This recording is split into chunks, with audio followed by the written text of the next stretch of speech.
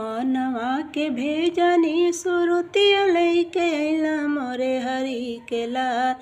अरे मोरनी बेलनवा घुमाए मोरे हरि के लाल। मोरनी बेलनवा घुमाए मोरे हरि के लाल। हो त सवेरे हमरे ससुर जी पूछे मोरे हरि के लाल। काहे मरलू बेटवा हमार मोरे हरि के लाल। काहे मरलू बेटवा हमार मोरे हरि के लाल। मरनी अपने पापा के दमदवा मोरे हरि के लाल।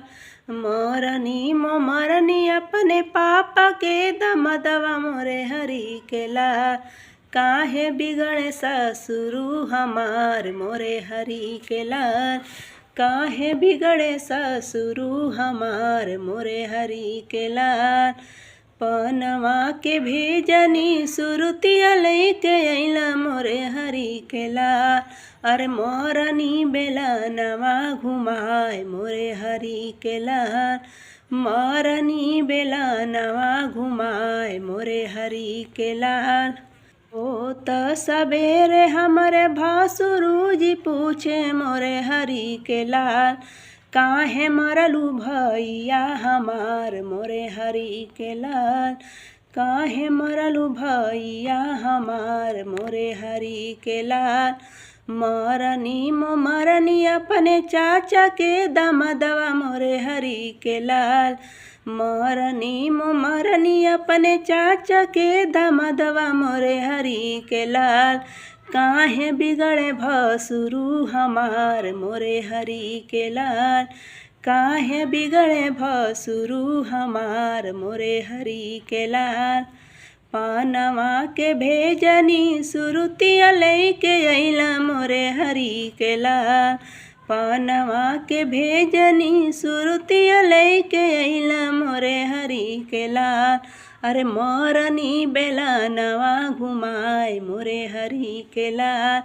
अरे मोरनी बेलनवा घुमाए मोरे हरि के लाल। हो त सबेरे हमरे देवरू जे पूछे मोरे हरि के लाल। काहे मरलू भैया हमार मोरे हरि के लाल। काहे मरलू भैया हमार मोरे हरि के लाल। मरनी अपने भैया के बहनोइया मोरे हरि के लाल। मरनी अपने भैया के बहनोइया मोरे हरि के लाल।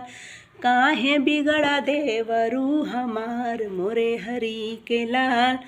काहे बिगड़ा देवरू हमार मोरे हरि के लाल। पनवा के भेजनी सुरुतिया लैके अइला मोरे हरि के लाल। पनवा के भेजनी सुरुतिया लैके अइला मोरे हरि के लाल।